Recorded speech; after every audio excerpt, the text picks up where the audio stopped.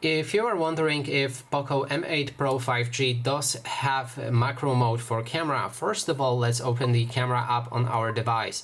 We can then go into the photo mode, which on any other device is always here. And then, as you can see on the HUD, we don't have anything about the macro mode, which would suggest that this device doesn't have it, but there's also other options where it might appear. So if we grab our phone and use the zoom, let's try zooming in on the 20. That is the macro mode zoom. So if we try to photo something like this, I would actually say that this device does have a macro mode. As you can see, the photos are very detailed, but if we zoom in too much, it doesn't work. So there's no straight out macro mode, but it uses a 20 times zoom, which works great. And that would be the answer. This device doesn't have the straight out macro mode, but it can take a very close up photos.